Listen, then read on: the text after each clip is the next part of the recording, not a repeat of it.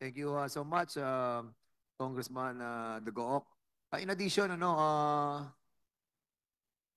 Councilor, sabi mo, kinukuha niyo yung bayad sa loan, sa supplemental. Paano kung wala kang savings? What will you do? Mr. Chair, again, every year, Mr. Chair, yung bayad sa loan or sa loan amortization po, na-include na po yan sa 20%.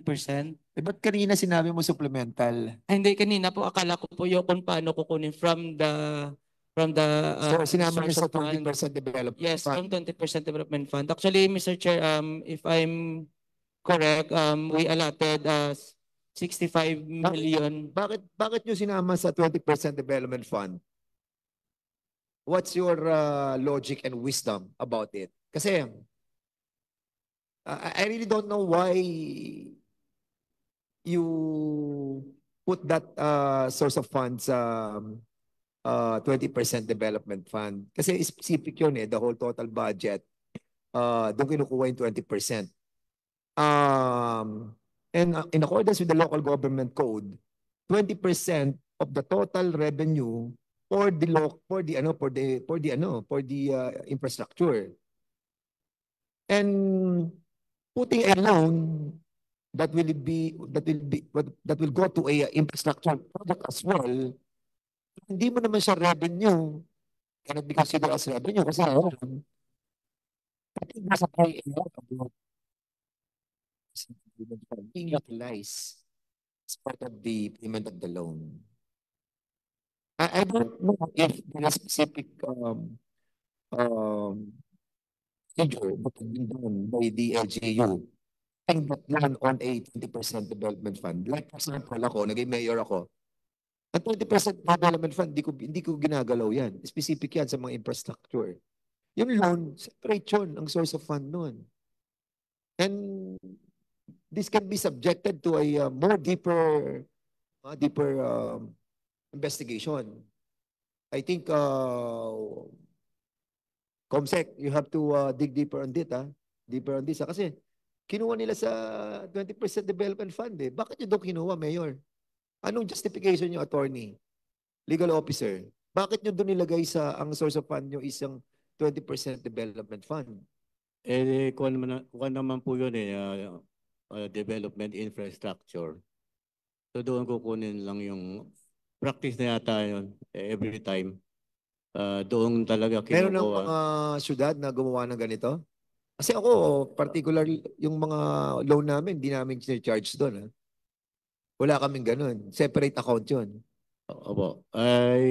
Yun lang pong loan repayment ang tina-charge doon. Kasi development project din po yun So although the principal comes from the borrowing, so naturally, hindi naman pwede kukunan yung the principal doon, di kakasya yun. Ang sinasabi ko kasi, yung 20% development fund, well, basically kinukuha sa income Di ba? Ito loan di ba? So, may gray area, di ba? Gray area po. So, we need to settle that. We need to settle that. Yes po, I think, po. Yes, may COA ba tayo? Have we invited COA? Can you kindly enlighten this representation on that issue? Kasi kanina parang nalilito ako Ba't sinama sa development na fund? Lalo ako nalito nung sinabi mong galing sa supplemental. Hindi ba pwede supplemental yun? Paano wala ka supplemental, di wala kang bayad? Di ba? So, can you enlighten us, COA, please, about yung payment mo, or can you give us a more clarity on this? Parang ang naging source of fund nila is the 20% development fund. So, naturally, hindi na siya 20%. Sa local government code, specific yan, 20%. Pero, can be construed as a project as well. Tama. Tama yung sinasabi mo, attorney. But, it's a separate entity, I think Diba? Good afternoon. So we are also guided by the revised guidelines on the appropriation and utilization of the 20% issued by the DBM, DOF, and the ILG GMC number 1.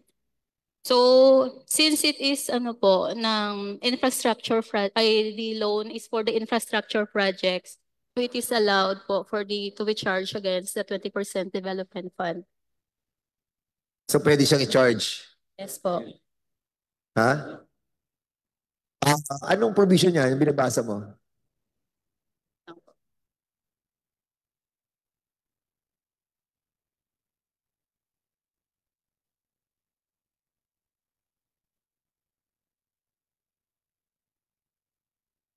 Hindi kasi parang ano kayo eh. Post audit eh. Yes po. Hindi ba kalagay ko wrong agency to ask. DILG eh. Nung ina lang natin para hindi tayo naliligaw ha. Sino? Asa DILG natin? DILG. Sige nga please. Enlighten us nga. Medyo kung buka ko doon, alam mo, putang ko is ang cost 200 million. So di tapos 200 million yung aking 20% development fund. So wala na ako pagagawa. Yun na lang palengke pagagawa ko. Kasi chinarge ko na sa 20% development fund yung payment ko eh.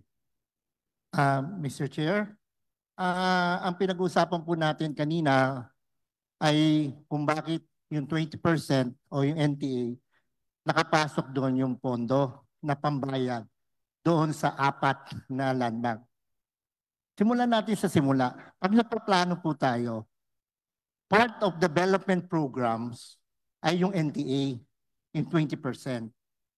Kaya nga pag nagme-matrix tayo, nakalist down doon yung mga priority program, including doon sa source of fund. Nakalagay na po doon yung sa source of fund is land bank o loan or yung NTA, lahat-lahat po nandun. That's why kapag yung logic says doon sa NTA, doon sa COA, na pwede po magbayad through yung NTA because yung NTA po mostly is development program and the infra is development project. And because that development project, pag gagawa po kayo na program, maliwanag dapat doon sa saan yung planning, maliwanag na dapat nandun, atado doon yung project study as long as the source of fund nandun. Yun po yun. Okay, Chairman Paduano wanted to interject. So kanina po nandito ka naman, di ba? The time when Chairman Akop question about the certain provision of the local government code with regards to loan. So it also follows that it is only the budget coming from the NTA, not the whole budget of the city. Yes. Ang dapat po diyan, may study sila na yung part of the development program dapat hindi lalagpas sa 20% yung ipambabayad nila. At yan, sa akin, as their supervisor, dapat alam ng mga local legislator na hanggang 20 peg lang. Dapat prudent on their part, binabayad, inaano lang. Ang technical review naman ay nasa budget. The budget will advise the local legislator na tama ba ito. So dapat may coordination sila. Just a follow-up. So it is correct that supposedly if your payment for that particular loan will come from the 20% development fund, it follows ba, attorney, now from the DILG, that supposedly the amount loanable for such LGU is only 20% of that particular budget. Yes, sir. 20% lang dapat. Pero ang problema, sir, kaya nga prudent sa land bank na hindi nila binibigay lahat ng pondo. Diba? Yun ang medyo gray area, sir. Why? Kasi nakalagay dito 1.4 billion. Pero it does not says that yung 1.4, the LG will be getting the 1.4 for 2024. It's up to the implementation process and subject to the rules of the land bank. And if the land bank says that 30% dapat, 30% lang babayaran. So, ang mahalaga ho rito, depende po doon sa kontrata, yun na makikita at yun na papasok sa supplemental nila. Pondo. Chairman? Pero ganito po, of course, kung ako si Land Bank, for as long as you submit all the requirements being required to that particular agency of government, tatanggapin ko. Di ba? I think po, Tatanggapin ko. Di ba? Because you have submitted all the required documents. And what are those documents except for a few na sinabi ko kanina may problema sila, no? But of course, you cannot fault land bank. Kasi the local government to Silay and all those local government no, applies for loan to the land bank or banking institution, in this case, land bank. And land bank, for as long as you submit all those documents required to you, tatanggapin ko. Now, question of capacity. How much is the annual obligation of the city of Silay? That's 65 million. Tama ba ba? 65 ba yung kanina? Tama ba ang pagkarinig ko? 31.5 per quarter, Your Honor. 31.5 billion. Per quarter. O that's around the mga, sabi natin, the quarter, so times 4. O that's around mga 124. 126. O 126 to be exact, 126 million. And that's down below the 200 million. Diba? If the 20% of the 1.073 million budget, total budget, diba? Now, yun yung sinasabi ko. Of course, you cannot fault land bank. I can only accuse or fault land bank if they violate no certain provisions of the law with regards to accepting loans. yes, sir. Gusto kumita ng bangko eh, di ba? Now, the burden of such liability is with the local government, tama po, DILG? With Correct? siyempre, sir. So that is why, can I finish? Yes, sir. Chairman? Yes, sir. That is Go why, ahead, go ahead. the point is, the loanable amount of a certain LGUs supposedly should be based on the 20%. Tama. Yes, sir. Not in the total budget of the whole budget of the city. Oh, kasi sir, limit sila sa 20. Correct. Pero, So may problema sila. Chairman Paduano, brings me back to my query a while ago. Because there is a provision under Department Order ng Department of Finance, number 054, signed by Finance Secretary Domingo, yung certificate ng NDSC kanina sinasabi ko, saka yung tinatawag nating borrowing capacity. Land Bank, you were able to get this? Ha? Yung kapasidad nilang mag-borrow, Yes, Your that Honor. was certified, considering all this ano natin, what do you call this? Exchange of ideas coming from the DILG and sa LGU and kay Chairman Paduano. You were able to get? What is the borrowing capacity of Silay? Yes, Your Honor. Based on the certification signed by Maria Pamela Quizon, dated February 3, 2023, the net debt service ceiling, that is the maximum debt service ceiling per year for city government of Silay is 181.821 million. Maximum yan. Maximum. 181 Yes, Your Honor. per year. Per year. And The borrowing capacity. borrowing capacity, NDSC yan ha? The borrowing capacity is 1,706,390,000 pesos. So pasok pa sila sa threshold. Yes, Your Honor. Both for NDSC and BCR within the threshold. Yun na nga kanina. Kanina wala daw sila utang ha? Meron ba kayo utang previously? Do you have a loan before? Ano, ma'am? Mr. Chair, we still have other loans. How much? I'm not so sure about it. May the Anong position, treasurer- ano yung position sa government? Anong position niyo po? budget officer po. Nasa treasury kasi yan, Budget, sir, hindi yung niyo mga alam loan. magkano pa utang ninyo? Hindi, sir, nasa treasury kasi. Mag-usap kayo ng finance committee. Treasurer. Mag-usap kayo ng treasurer, budget, saka accounting. Magkano utang niyo? Andiyan kayo lahat, di ba?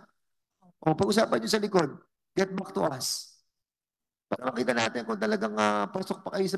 Did you consider land bank? Did you consider land bank the other loans that the Silay City have secured before? Yes, Your Honor. We consider the existing. Kasi magkano yung utang pa nila? Based on the record, kanina.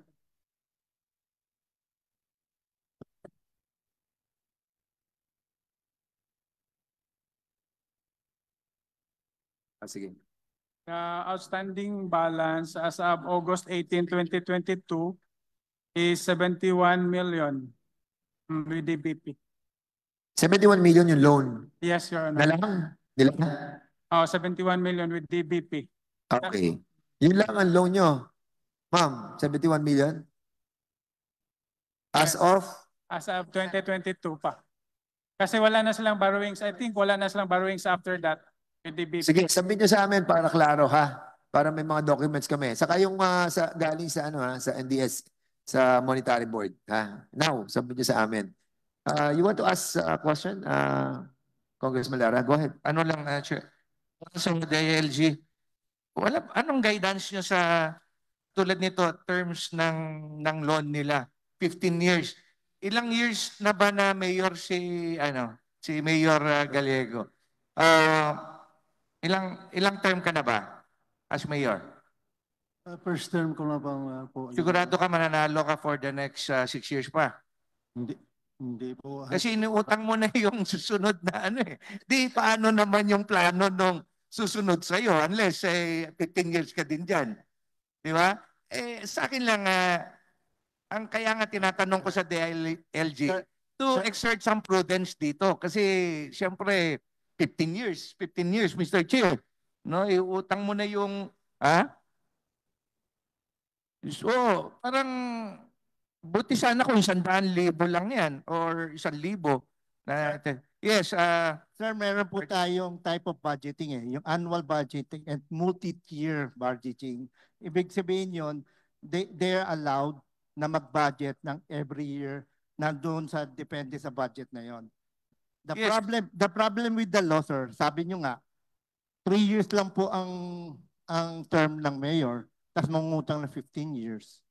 Pinlano niya for the next 15 years. Siguro, yun po yung i-recommend natin na maging na siguro yan, it's part of the chairman. Nasa amendment ng natin. Kasi we are only implementing what is the law says. Diba? Yes, dapat may limitation din tayo dyan. No? Yun lang, Mr. Chair. Yes, I think hindi, kasi 15 years. Gawin natin 15 years ang term na. Di ba maganda ito, nakikita natin yung problem. Sometimes nabibigyan ng politics yung paggamit ng pera na wala pa naman sa kapasidad nila na ma-earn. But through loan, yun na nga, nagagawa ng paraan para at least maging dalawang bagay kasi magiging mas progresibo sa mga proyekto, pero there's politics on it as well.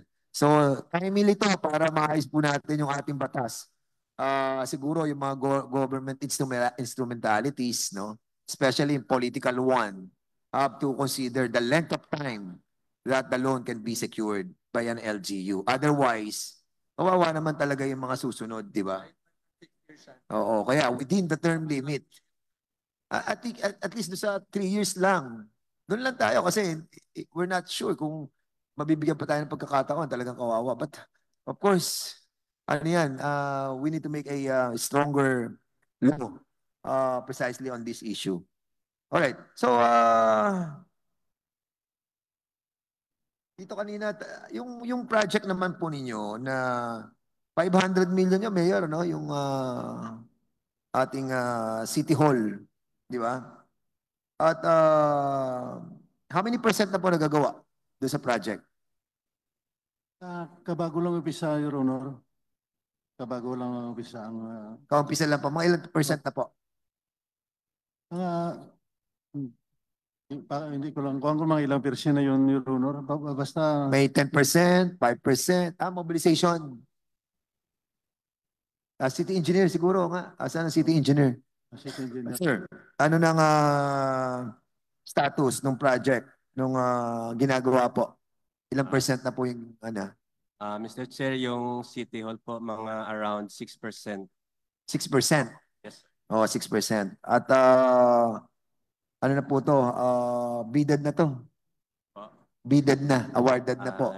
Yes, Your Honor. Oo, nagsisimula, nakaka 6% na. At tama naman po yung release ng pera ng Land Bank. Time po doon sa, nagko-commensurate po doon sa 6%. Yes, Your Honor.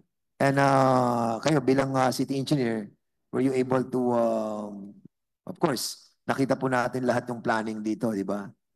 Yes, Your Honor. And at the same time, yung pong, what you call this, yung safety, were you able to have a compliance? All the standards are set by the, Yes, hindi na yun, hindi na sa iyo yun.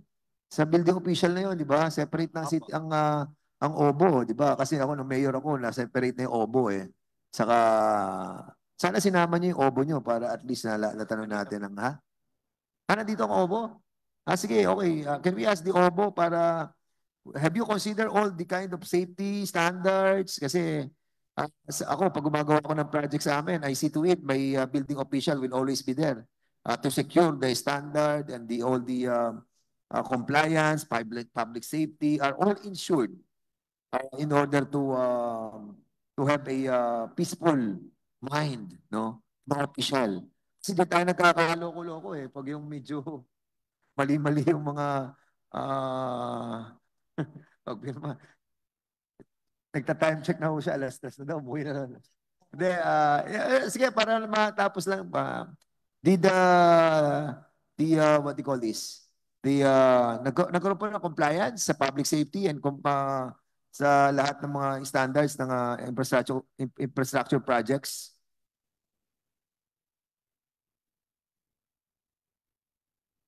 Yes, sir. Opo, Yes, please Your state Honor. your name.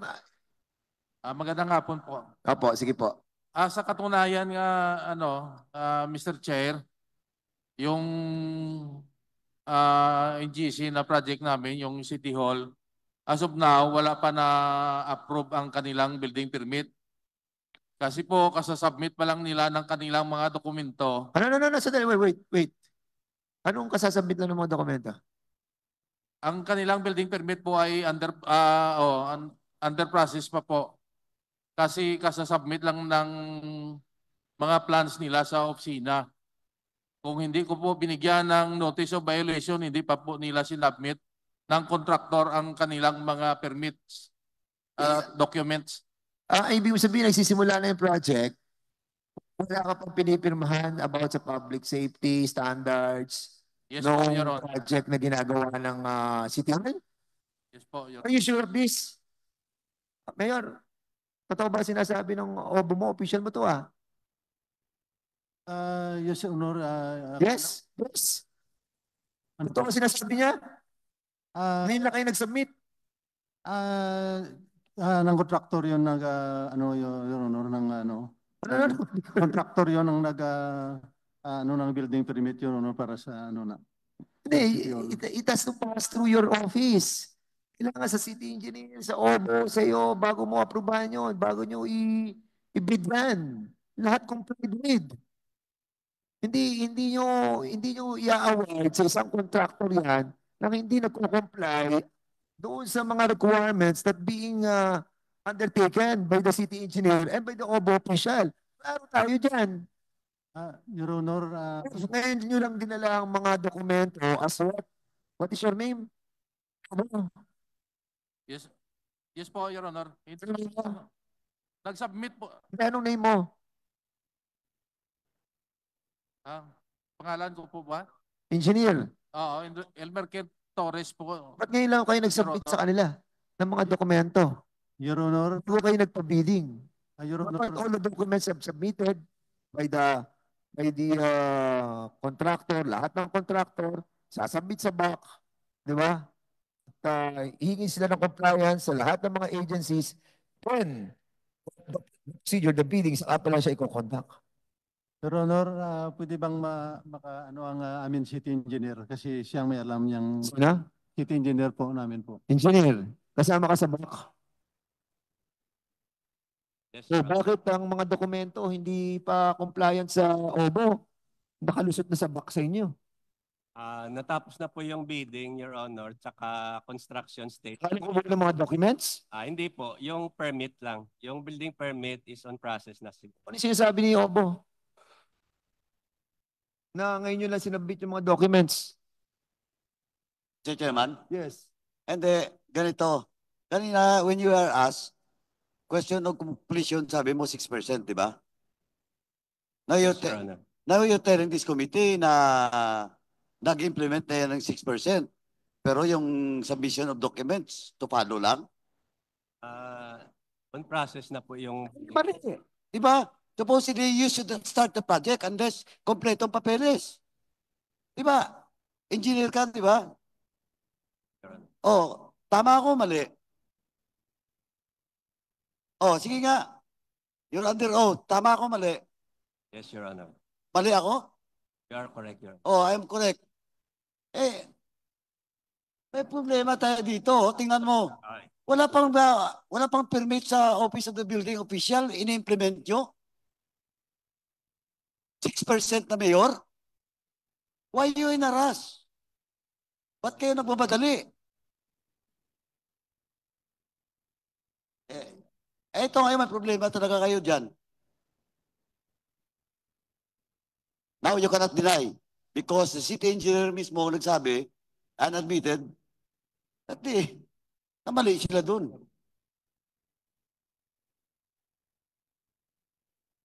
Magkano ang project cost nung project? Magkano ba yung total project cost nung mag-apply sila?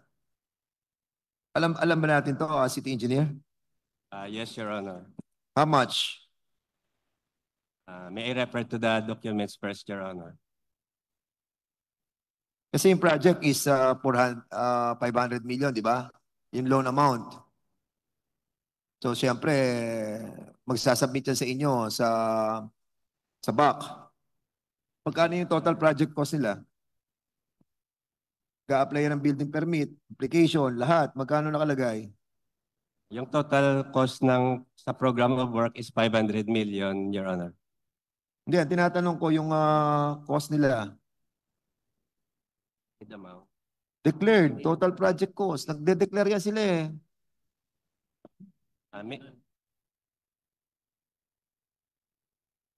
The bid amount for the project was less than 500 million, Your Honor. Bid? The bid of the winning bid. Magkano? May I refer first to the documents, Your Honor? Ano na Hindi, tanongin na lang natin Obo kasi alam din ng Obo to eh. Ako pag nagpapabid ako, syempre, inaalam ko sa city engineer, inaalam ko sa Obo. Nag-a-apply yan sila, di ba? Obo. Mr. Torres. Pag nag-apply sila ng application, di ba, ng building permit, meron sila nilalagay na, anong tawag doon? Total project cost?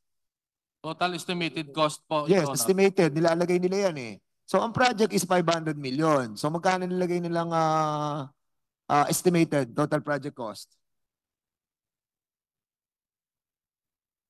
Ang nakalagay dito po, Your Honor, is 316.954 million. Huh? Not 500 million na sinasabi ng city engineer namin. Ha? Paano nangyari 360?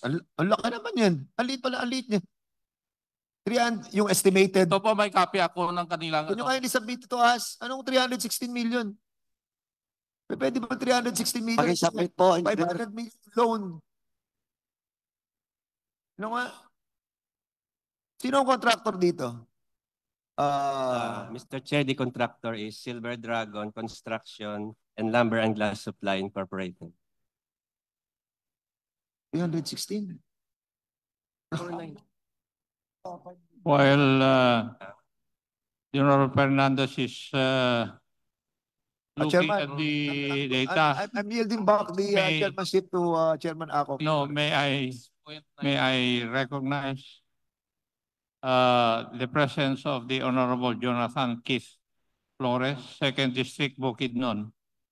Magandang hapon po. Please proceed. Yung budget nyo for this loan is 500 million. And the estimated project cost which was applied dito po sa inyo, sa Silay, is 300. Totoo ba to? 316 million? Totoo ba to? City engineer. Yes, Your Honor. Tinatanong Ay, ka. total totoo ba yan? estimated cost is 316 million. Pagpalagay na natin na sigurado may kita na to eh. Kasi apply nila eh. Yung total estimated cost. Oo. Mr. Chairman, I think we need to clarify this. Who are the members of the BAC? I mean, you have 5 members, right? Yes, Your Honor. Sino? City engineer, City engineer, city planning, city legal, city planning. city budget, and city health office. Kung original Yung original. Yes, sir. Are all the BAC members present? Lahat kayo? Sino? City legal? 3, sino pa? Kindly raise your hand, yung mga BAC.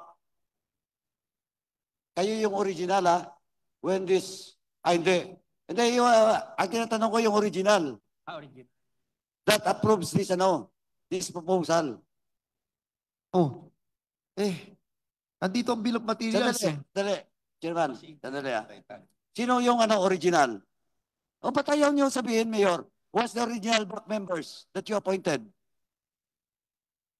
Sino yung original na BAC members? You state the name, Mayor. Ikaw ba, Treasurer? You are the original, one of the original member? Sila yung 5, Mr. Chairman. Sigurado ka? At saka ang dating city engineer, officer si Engineer Ken Torres po. Please. Dati pa ako member ng BAC, pero hindi na ako nakapag-participate ng pag-bid nito. At saka hanggang June lang ako. Bakit? Sinong pumalit sa'yo? Sinong pumalit sa'yo? I think si Engineer Pailanga ang pumalit sa akin. Engineer Pailanga, ikaw pumalit sa kanya? Is it correct?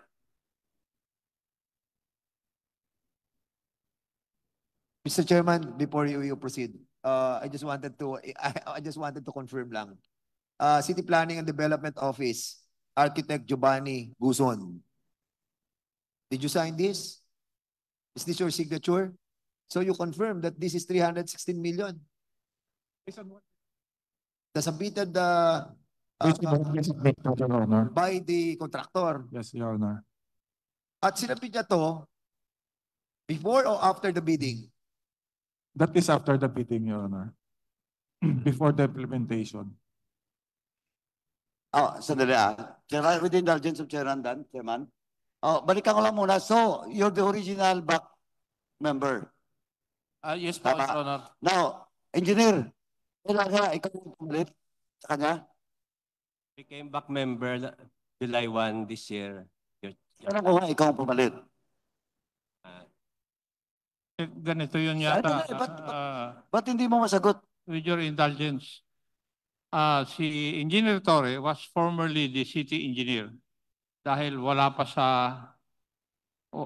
may nangyari yata rito na nawala siya Tama, Engineer?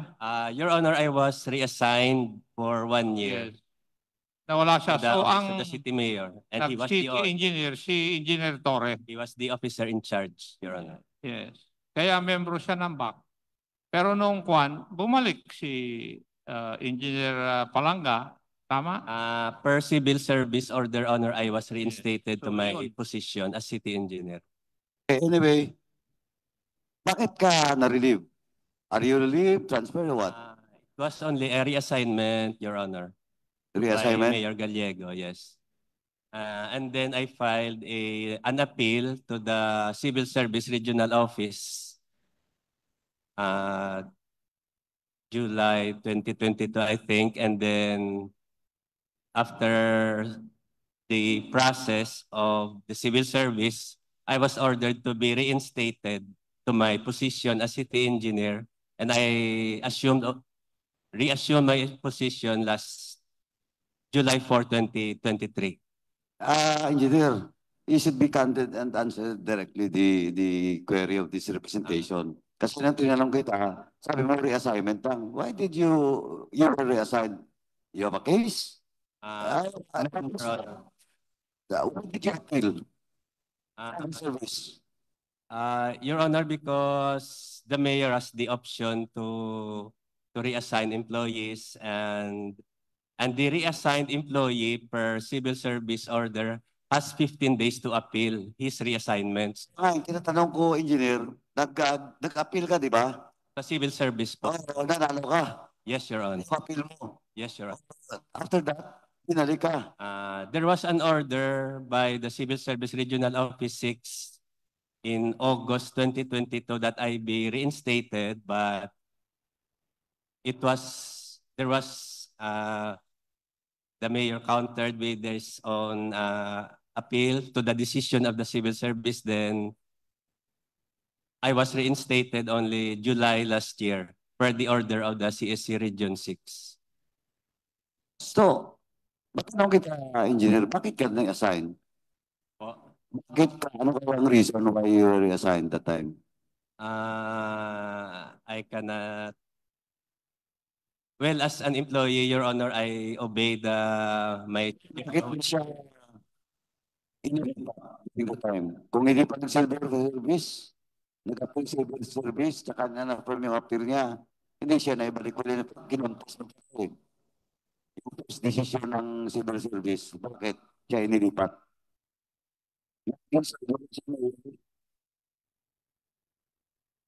Your Honor,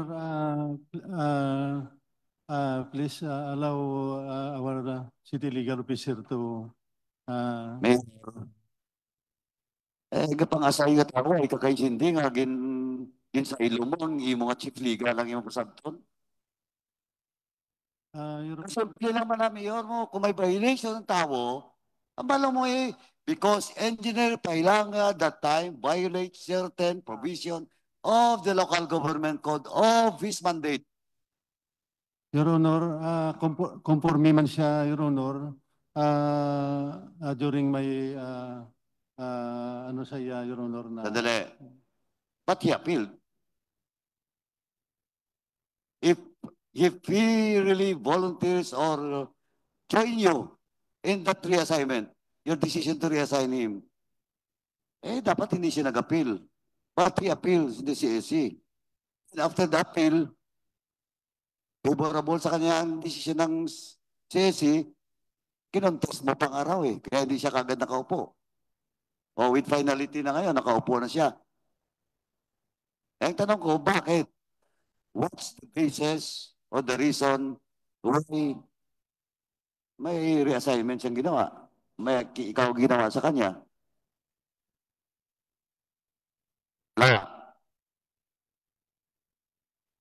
Wala, Mayor. Your Honor, because of trust and confidence, Your Honor. Trust and confidence. So you don't have the trust and confidence to Engineer Pailanga, as city engineer. During that time, Your Honor, kasi may mga nangyayari na instruction na napapaayos ko ang maternity office kasi anong bubong ng tubi, tapos mga babae na mga buntis ang doon noong pumapasok, tapos mga ilang linggo hindi. Sigot mo na kanina question of trust and confidence, tama? Yes, sir. Okay.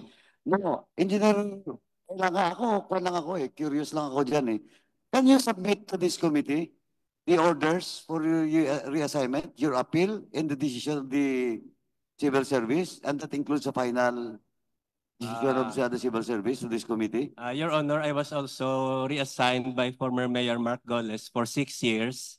And then when Mayor Gallego won, I was also reassigned for 1 year. But this has nothing to do with the previous administration. What I am asking is why you were assigned by Mayor Gallego, and please submit to this committee your appeal at the decision of Mayor Gallego on paper, your appeal, and the decision of the Civil Service Commission. Yes, okay. Because I want to see the basis for that. And what are those, if possible, what are those violations being made? Yes, okay, Your Honor. Yes, sir. Thank you. Hindi lang ako makaget over dun sa ano. 500 tapos sa 316 million. Medyo mabigat po to ha. Kasi this will surely ha. Yung pong project po natin, especially yung structural integrity, di ba? Of course, yung marami safety standards will be compromised. Kung ang loan nyo amount is 500, 316 po yung estimated cost. Saan po tayo 180 plus na yan? Mayor. Kasi yan ang pinirmahan ni planning, oh. Opo, pumirma ka dito? City engineer, pumirma ka rito? Pumirma ka? Hindi po. Hindi ka pumirma? Sino pumirma? I think sa contractor po yan galing yung pag-process ng building permit. Ang nag-fill up Your Honor, ang nag-fill up siguro niyan ang contractor. Galing sa contractor to? Galing sa contractor yan kasi silang nag-submit yan sa opisina eh. Oo. Pero naka-under oath naman yan, naka-notary. But you have received these documents after the winning bidder already got the go signal of the back. Mga 2 months na po sila na nag-start ng project. Hinihintay ko naman Bakit ganun? Di ba dapat sa bidding nyo nakikita yun? Ha? So sa back, anong kaya nga eh. I mean, okay. Did you go into the process of bidding, correct? Okay. Sa bidding, syempre, ito muna kinukuha ninyo. Pagbukas nyo ng bidding, makikita nyo. Ano nakita nyo? Winning bidding. Sige, planning. The statement that you showed earlier, that was the payment that that was the computation of fees for the locational clearance for the securement of that building permit. Correct. The building permit Pero already. dito, nakalagay na rito kung magkano yung estimated cost na gagamitin sa construction niya lahat. Ayan, nakalagay yun. Kompleto. Pati nga yung tinatawag nilang unforeseen expenses, nakalagay 9 million. Hindi pa kasama yun doon sa bill of materials and everything for the construction. So, basically, bababa pa yung 316, magiging 300, ano na lang yun? 307. So, ang tanong ko nga, nasaan yung 180? O di ba dapat sa bidding, makikita nyo na yan eh. Sa bidding pa lang, kita nyo na to. Di ba? Pinipresent to sa bidding eh. Kaya nga, after the bidding. Di ba? So, ibig sabihin, alam nyo na ganito ang after the bidding nyo nakita to, hindi nyo nakita before the bidding? Nung back. That's when they process their building permit, Your Honor. Paano nyo sila napanalo? Tinignan nyo lamang yung yung amount, what do you call this? The lowest bidder? Kung nakita nyo to, 500 yung loan amount natin for the construction of the City Hall, tapos makikita mo ang amount ng 316. O saan nyo dadalhin yung 200?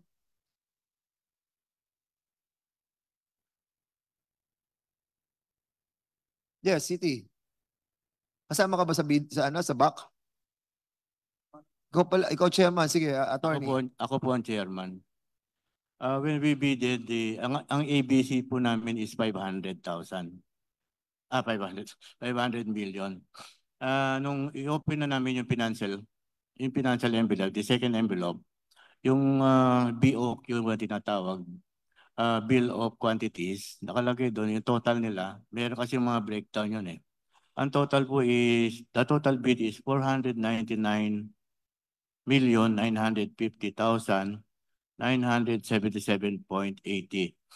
Ito po yung nakalagay din sa notice of award nila na your bid has been found to be below our ABC po.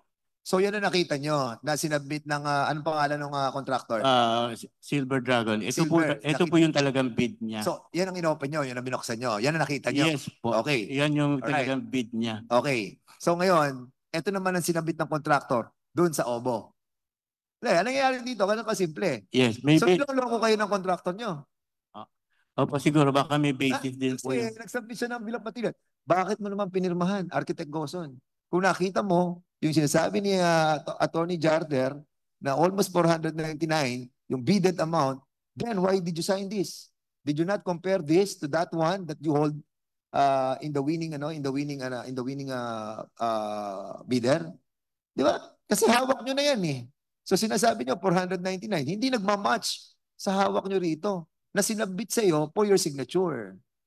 And at the same time, this was also presented to the OBO.